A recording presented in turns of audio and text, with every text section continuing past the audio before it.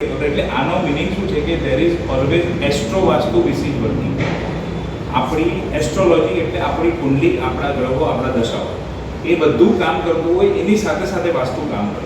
બરાબર. ઘણા લોકોને તમે જોયા હશે અથવા સાંભળ્યું હશે, એ લોકોને સાઉથ સાઈડના એન્ટ્રન્સ જ પડતા હોય. હા, એકચ્યુઅલી સાઉથમાં જનારા, હા, ના પાડે તો હું ઈ જ કરું કે જો ના પાડે એ કરું ને, એ રાહુ વાળી વ્યક્તિ હોય. અચ્છા, ઓકે. હા, એ રાહુ પ્રધાન વ્યક્તિ હોય, એને તમે પણ એટલે આ બધા કહેવાય ને, એ રાહુ વાળા વ્યક્તિ કહેવાય. તમે કોને બેસો તો એ ઊભા થઈ જાય, તમે બહુ બધા તો એવી રીતનું હોય. બરાબર. બીજું, હું તમને કોઈ બી વસ્તુ કહું ને કે ભાઈ અહીંયા આગળ આ પોઝિટિવ છે કે આ નેગેટિવ છે, પોઝિટિવમાં તો આપણે બધા ખુશ થવાના છે, પણ નેગેટિવમાં મહેરબાની કરીને કોઈ નેગેટિવ માઇન્ડસેટ મનમાં રાખવા નહીં. જે વસ્તુ નેગેટિવ છે એ બધી જ વસ્તુઓના આપણી પાસે સોલ્યુશન છે, એની રેમેડીઝ છે. અત્યારે આ તમારું જે એન્ટ્રન્સ છે ને, એ તમારા લગભગ તમારા જેવું જ એન્ટ્રન્સ અથવા તો એનાથી થોડું હજી ખરાબ એન્ટ્રન્સ એમના ત્યાં હતું, પણ એનું બી રેમેડીઝ કરીને એટલું પરફેક્ટ કર્યું કે આજે આપણને યાદ કરે છે કે નહીં અમે એવા અને પછી કેમ કે એમાં એવું હતું, એમને માર્કેટ રેટથી ઘણો સસ્તામાં ફ્લેટ મળતો હતો. એક વખત લઈ તો લીધો, પણ એન્ટ્રન્સ ત્યાં બધું હતું એટલે એમને ખ્યાલ તો હતો કે આ વસ્તુ પોઝિટિવ નથી આપણા. એટલે એમણે મને સિમ્પલ કીધું કે મારે છે ને સક્સેસભાઈ કાંઈ સાંભળવાનું નથી, મારે સીધું રેમેડીઝ જ કરવાની છે. શું શું નેગેટિવ શું પોઝિટિવ મને આ બધું કંઈ કહેતા જ નહીં. મને સીધું એ કહી દો કે તમે જોઈ લીધું શું કરવાની છે એ કહી દો. મારે ખાલી માઇન્ડમાં નેગેટિવ ને બધું મારે કાંઈ રાખવું નથી, અને મારે ફેમિલી મેમ્બરને બી કંઈ સમજાવવું.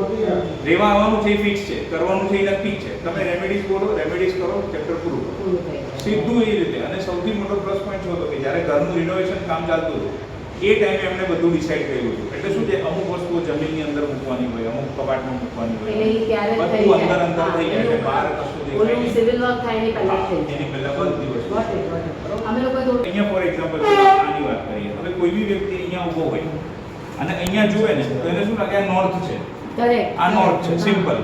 પણ એ નોર્થની અંદર north, north East, East north waste, north waste, આ બધા ઝોન આવે અંદર. હવે આપણે તો આમ ઉભા રહીએ કે આપણને લાગે નોર્થ જ છે, પણ એકચ્યુઅલી એવી રીતે નથી હોતું. હવે એવી રીતે જેમ એન્ટ્રન્સ છે, એટલે આ શું છે, વાસ્તુ એડવાન્સ વાસ્તુ છે જે આપણે 16 દિશાઓ પર કામ કરીએ. અને એનાથી હજી ફર્ધર ડિટેલમાં જરૂર પડે તો એડવાન્સ છે એ 45 દેવતા દૂત. એટલે જેટલું ડિટેલમાં જવું એટલું જઈ શકાય, આનો એન્ડ તો છે નહીં. જસ્ટ આ જ વાત થઈ. હવે જો આમાં આપણે શું કહીશું કે સાઉથથી નોર્થની એન્ટ્રી છે, સાઉથમાંથી અંદર આવ્યા, નોર્થમાંથી નોર્થને જોઈએ છે, બહાર નીકળતા પાછું સાઉથ આવશે. એટલે તમારી એન્ટ્રી તો સાઉથ જ, એનો કોઈ ના નથી. પણ સાઉથમાં કયું? South East, south East, south waste, કે વેસ્ટ સાઉથ વેસ્ટ. અને આ તો મેં તમને દિશાઓ બતાવી. એકચ્યુઅલી તમને જે એન્ટ્રન્સ છે એ આના પરથી તમને ખબર પડશે. આજે તમે બહારની સાઈડના આજે બધા માર્કિંગ જોઈ રહ્યા છો, વિતત ને પુષત ને આ બધા જે નામ લખેલા છે ને, આ બધા નામો જે છે એ એન્ટ્રન્સના છે. અને એ હરેક એન્ટ્રન્સનો એક રોલ હોય ઇમ્પોર્ટન્ટ, બરાબર. પણ મોટી જનરલી એવું કહેવાય કે આ સાઈડના એન્ટ્રન્સ નેગેટિવ હોય, આ સાઈડના એન્ટ્રન્સ પોઝિટિવ હોય. અને મેં બિઝનેસ પૂછ્યું, એનું બી કારણ છે કે અમુક બિઝનેસવાળાને અમુક એન્ટ્રી શૂટ થતી હોય, અમુક ઇન્ડસ્ટ્રીવાળાને અમુક એન્ટ્રી શૂટ થતી હોય, મેન્યુફેક્ચરિંગનો બિઝનેસ હોય તો એને અમુક વસ્તુઓ શૂટ થતી હોય. એ પણ બધું જોવાનું હોય, પ્લસ આ બધા ઝોન્સને બધું આપણે જોવાનું હોય, બરાબર છે. હવે ઘરનું મંદિર સૌથી પહેલાં મેઇન ઇમ્પોર્ટન્ટ હોય, ભગવાનનું મંદિર. તો એ નોર્થ ઈસ્ટમાં મૂકવા માટે આપણી પાસે બહુ સારી અને ફર્સ્ટ ક્લાસ જગ્યા છે. એટલે તમે અહીંયા બી મૂકી શકો અને આ રૂમના ખૂણામાં પણ તમે મૂકી શકો. સૌથી પહેલાં હું જે સમજુ છું એ પ્રમાણે અત્યારે મેઇન અર્નિંગ મેમ્બર તમે કહેવાઓ. પપ્પા એક્ટિવ ખરા, પણ આગળની જવાબદારીને બધું હોય મેઇન તમારો. તો આપણે સૌથી પહેલાં માસ્ટર બેડરૂમની વાત કરીએ કે જ્યાં આગળ એમના માટે સૌથી પોઝિટિવ હોય. તો એ સૌથી પહેલાં પોઝિટિવ માસ્ટર બેડરૂમ માટે સૌથી પહેલું છે સાઉથ વેસ્ટ અને વેસ્ટ. પ્લસ મેં આજે રોડ છે એનાથી પણ મેં ચેક કર્યું હતું ને, તો એ અમુક રૂમમાં એકદમ ફાસ્ટ ફરે છે. એનો મિનિંગ શું કે ત્યાં આગળ સ્ટ્રેસ, ત્યાં આગળ નેગેટિવ એનર્જી વધારે છે. મારો જે બેડરૂમ છે એ આ બાજુ તમારે રાખવાનો.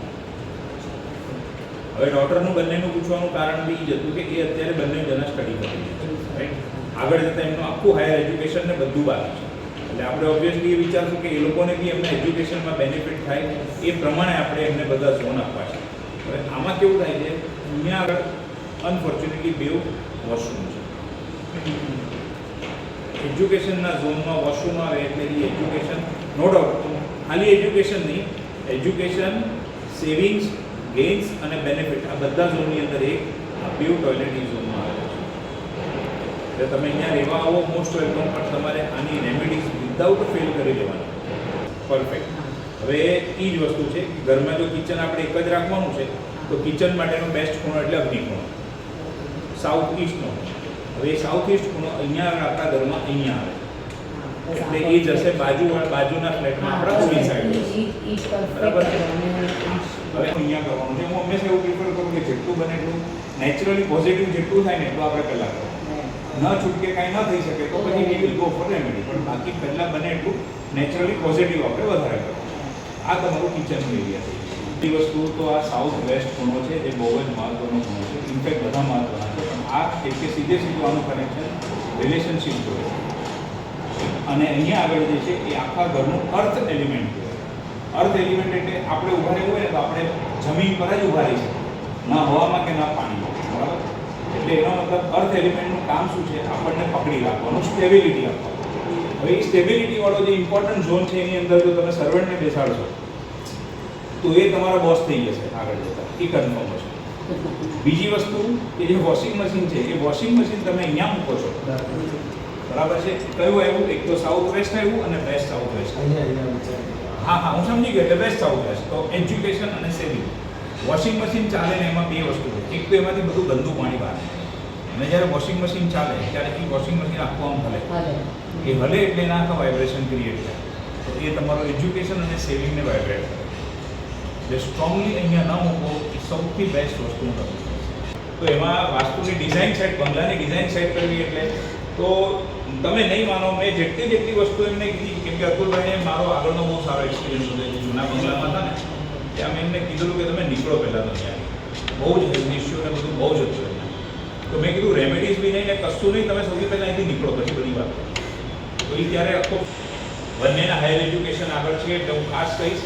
એક તો એજ્યુકેશન અને સેવિંગ છે અને ગેઇન્સ અને બેનિફિટ છે. તો આ ગેઇન્સ અને બેનિફિટ, આ ગેઇન્સ અને બેનિફિટમાં વોશરૂમ ને ટોયલેટ આવે ને એટલે શું થાય?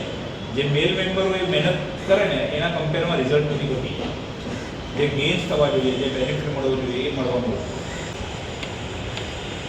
સાઉથ ઈસ્ટ ખૂણો છે ને ફિમેલ સાથે કનેક્ટેડ હોય, સાઉથ વેસ્ટ મેલ મેમ્બર સાથે કનેક્ટેડ હોય. અહીંયા આગળ મેલ મેમ્બરનો જે સાઉથ વેસ્ટ ખૂણો છે એક્ઝેક્ટલી સાઉથ વેસ્ટમાં કોઈ મોટી ડિફેક્ટ નથી. સાઉથ વેસ્ટ આખો ક્લીન મળે આપણને. જે છે એ વેસ્ટ સાઉથ વેસ્ટ અને વેસ્ટની વચમાં આવે. અહીંયા તમે જોશો તો સાઉથ ઈસ્ટમાં વોશરૂમ આવે. આ બીજું એક્ઝેક્ટ એ ઝોનના બોર્ડર પર આવે. એટલે ફિમેલ મેમ્બર માટે ખાસ ધ્યાન રાખો. ફરીથી આ ઝોનનો ઉપયોગ છોકરીઓના સ્ટડી ટેબલ માટે, ભણવા માટે તમે કરી શકશો. તમારા ઇમ્પોર્ટન્ટ ડોક્યુમેન્ટ, ટ્રેઝરી એ બધું જે મૂકવું હોય એના માટે તમે પછી આનો યુઝ કરો. બેસ્ટ સાઉથ વેસ્ટમાં બેસ્ટ. એટલે મેં તમને પૂછ્યું કે તમારે ઓફિસ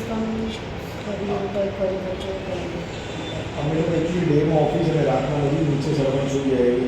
સર્વન્ટને તો નહીં સુવાડતા. કેવું થાય કે તમે બેમાંથી કોઈ પણ બાજુનું મેન્ટલ યુઝ કરશો, બંને છે ને પોઝિટિવ ઝોનમાં નથી આવતા, બંનેમાંથી એક પડે. અહીંયા થતું હોત ને, અહીંયા થતું હોત ને મિત્રમાં તો હજી બી હું સજેસ્ટ કરત, પણ એ મેં તમે કદાચ ધ્યાન રાખો. તમે બહારથી બધું જોઈ લીધું, આપણે બહારથી કાંઈ ચેન્જીસ કરી શકીએ કે દરવાજો આમ શિફ્ટ કરીએ કે આમ. આ ફોર એક્ઝામ્પલ છે ને, દરવાજે છે ને કાઢી જ નાખીએ, એક જરાક એક નાનકડું ફોયર જેવું બનાવી દઈએ અને ઇધર ધીસ સાઈડ એન્ટ્રી કરી દઈએ ઓર ડિરેક્ટલી ટુવર્ડ ધ કિચન. હવે